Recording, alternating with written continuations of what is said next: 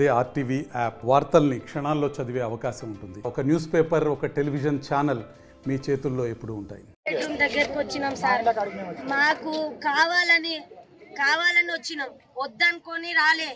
కాబట్టి ఈడ వచ్చినందుకు అలా ఉన్నోళ్ళు మమ్మల్ని బాగా దారుణంగా కొట్టిరు సార్. మమ్మల్ని ఎట్లా అంటే ఫోన్ ద్వారా ఇప్పుడు ఇంట్లో ఉండే దగ్గరికి పిలిపించుకొని మరీ కొట్టిర్రు. ఇప్పుడు ఉన్నాం, మాకు తెలిసిన మనిషే ఉంటుండు అనేసి మేము ఇంట్లో పోయి కూర్చున్నాం.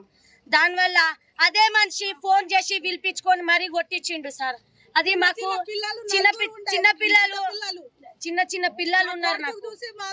ఇప్పుడు నాకు, నా మొగన్కి, మా అత్తకి, మేము ఉండేది ముగ్గురమే. నాకు 2 పిల్లలు తీసుకొని వస్తే అలాని ఏడబడేసి ఏడగొట్టిరో మాకే అర్థమైతలే. నా పిల్లలు నా దగ్గర కూడా లేరు సార్. ఇప్పుడు నా పిల్లలే దొరుకుతలేరు. ఇప్పుడు నా పిల్లలు కావాలి. నన్ను కొట్టిన వాళ్ళు కూడా ముందుకు వచ్చి మాట్లాడాలి. ఎమ్మటే ఎంఆర్ఓ ఆఫీస్ కూడా రావాలని, ఎంఆర్ఓ ఆఫీస్ నుంచి ఎంఆర్ఓ మేడం రావాలని కోరుకుంటున్నాం సార్. మేము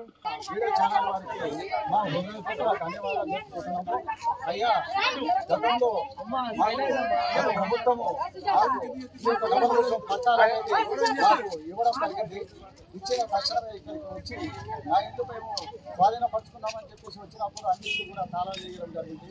తాళాలు వేస్తే మాకు ప్రభుత్వం ఇస్తుంది కదా అని చెప్పేసి మేము వెళ్ళినప్పుడు ఇక్కడ ఉన్నటువంటి వాళ్ళు ఇక్కడ అన్ని కూడా తాళాలు అన్ని పగలగొట్టి ఇళ్లలో జ్వరపడటం జరిగింది. మేము ఎన్నోసార్లు వచ్చి అందరికీ కూడా విన్నతి పత్రాలు ఇవ్వడం జరిగింది. అందరినీ ఆదేశాలు కూడా ఇవ్వడం జరిగింది. ఆదేశాలు ఇచ్చినా కూడా ఆ ఆదేశాలకు ఎలాంటి రెస్పాన్స్ అనేది ఇప్పటి వరకు కూడా లేదు. మరి ఎన్ని రోజులు కాలయాపన చేస్తాము? మరి ప్రభుత్వము కూడా మరి పట్టించుకోకపోయే ప్రభుత్వం దగ్గరికి కూడా మన రేవంత్ రెడ్డి గారి సీఎం దగ్గరికి కూడా విన్నవించుకోవడం జరిగింది మా గోడు.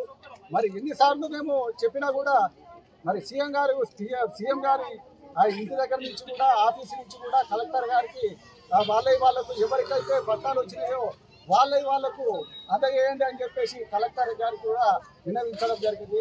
ఎన్నిసార్లు మేము పోయినా కూడా అవుతుంది అని చెప్పడం తప్పితే మాకు ఎలాంటి చర్యలు అనేది తీసుకోకుండా మాకు అన్యాయం అనేది చేయడం జరుగుతుంది. మా ఇల్లు మా పేదల నిమిత్తము గుర్తించి మాకు పట్టాలు ఇవ్వడం జరిగింది. మా ఇల్లు మాకు తక్షణమే ఇప్పుడైనా సీఎం గారికి మేము మా డబల్ బెడ్రూమ్ పట్టా వాసులం అందరం కూడా మీకు హృదయపూర్వక ధన్యవాదాలు చెప్పుకుంటున్నాం.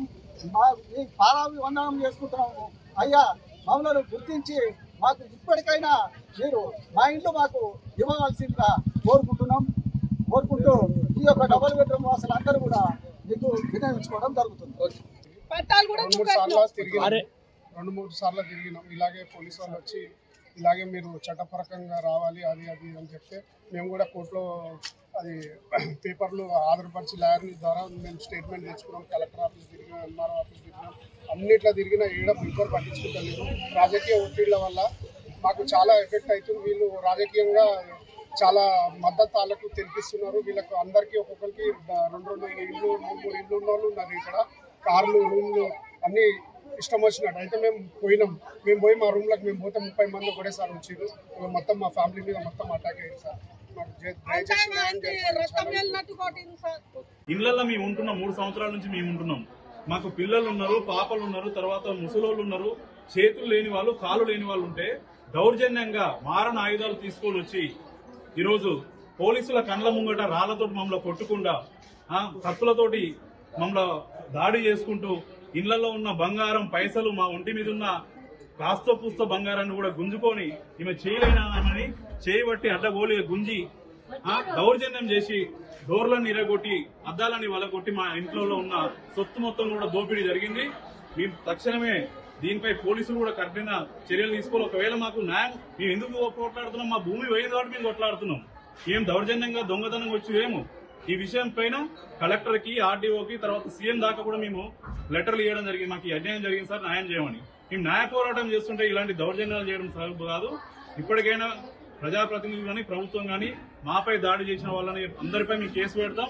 వాళ్ళందరిపై క్రిమినల్ కేసులు పెట్టి జైళ్లలో వేయాలని మేము విజ్ఞప్తి చేస్తున్నాం. మా ప్రాణాలకు ఇక్కడ రక్షణ లేదు.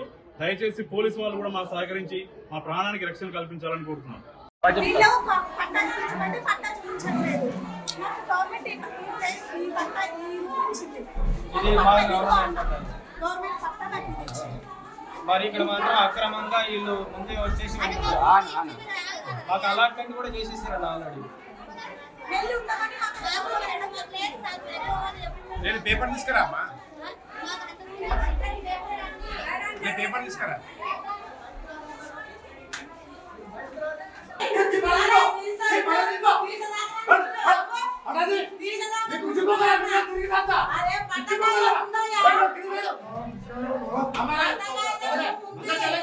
మరిన్ని వీడియోస్ కోసం ఛానల్ ని సబ్స్క్రైబ్ చేయండి. లేటెస్ట్ అప్డేట్స్ కోసం వాట్సాప్ ఛానల్ ని ఫాలో అవ్వండి. ఆ లింక్ డిస్క్రిప్షన్ లో ఉంది.